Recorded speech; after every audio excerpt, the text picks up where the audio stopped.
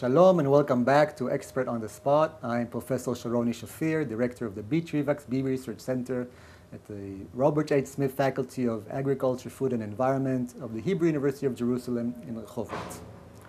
Thank you for your comments and questions. There are some winners of the honey jars, and we will notify you shortly. So Tomer asked a question of why does the honeybee sting? Which is an excellent first question. We'll later get to the sweet part, the honey, but of course bees do sting. And it's a paradox, in fact. Why does a bee want to commit suicide and sting? Because she will die, not immediately after the sting, but shortly afterwards. And the interesting thing about honeybees is that they can only sting once. This is unlike many other bees. So if you go back to the biology of the bees, there are some 25,000 species of bees in the world. Of those, only a few are honeybees, about 9 species. Of the bees, most of them can sting, except for a group that's called the stingless bees that cannot sting, but they can bite and irritate you in other ways. But most stinging bees live a solitary life. They live by themselves. They don't produce honey, they don't live in a big colony, and therefore they are less likely to want to kill themselves stinging because they have nobody else left or to take care of. And so they can sting once and they retract the sting, and then they can sting again after a while and sting many times. But the honeybee is an example of a very highly social bee. It lives in a very large colony with thousands or tens of thousands of sisters and the queen bee, and they produce honey, and they have a lot to defend. Defend their queen mother, their sisters, and all the honey in there. And therefore they've evolved a very sophisticated weapon to defend themselves, and that's this very effective sting. And it's so effective that when it stings you, it has barbs that get stuck in your flesh, and then the bee leaves, and it basically detaches from the bee, and that's why she's hurt from it, and she only has one sting because she loses it as she stings. But the sting continues to pump venom into you, and therefore it's a very effective sting.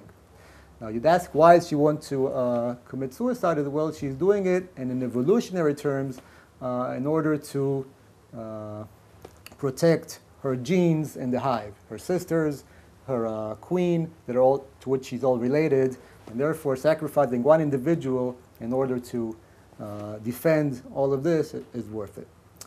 So that's why honeybees will sting if they're forced to, but would rather not in any case.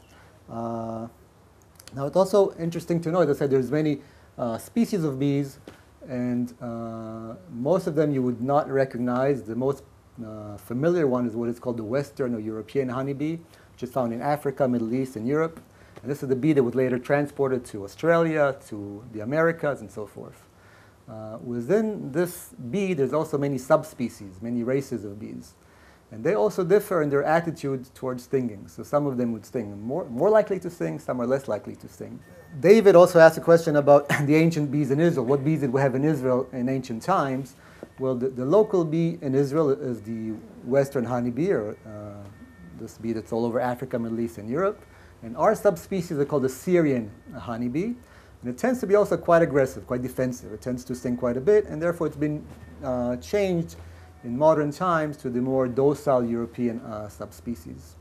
But there's an interesting work that came out recently that David asked about in archaeological sites in Tel Rehov in the Jordan Valley, where it was found that they had colonies from some 10,000 years BC.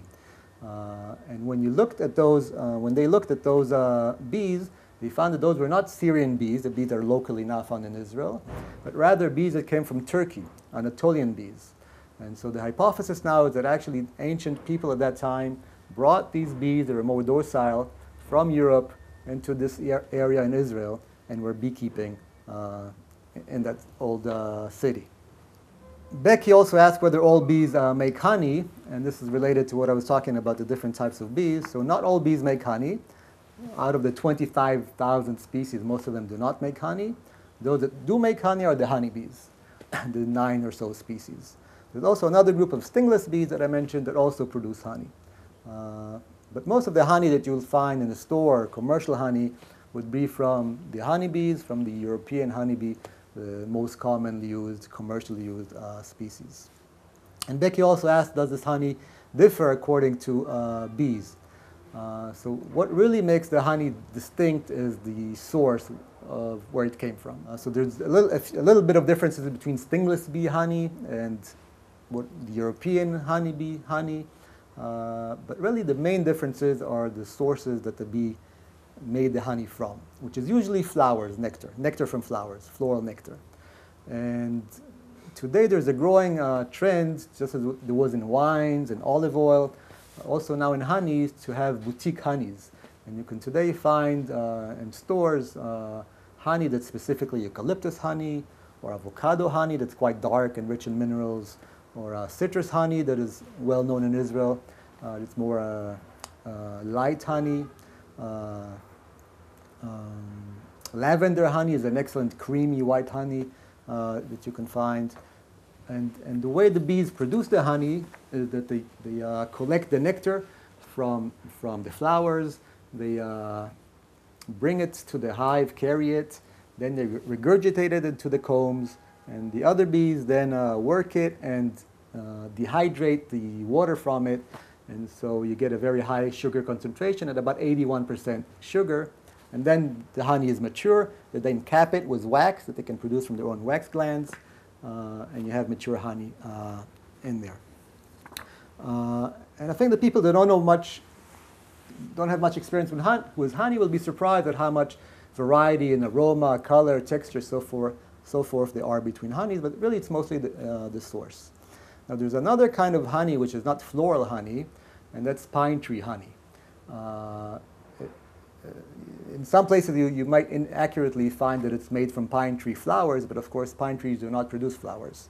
This honey really is collected by bees from aphids, which is a small insect that feeds on the sap of the pine trees, and then the bees collect, so the sap is very rich in sugar. The aphids collect all this sugar source. They have too much sugar, so they excrete sugar from their backside. And then the honeybees collect that, and they bring that to the hive and produce honey from that. And so this is really also called honeydew honey. What they excrete is called honeydew. And this is mostly popular in Turkey, in Greece, and the dark forest in Germany. And it has a very different taste that some people like, some don't, but this is really a very different type of honey. And that brings me to another question that was raised about whether honey is kosher.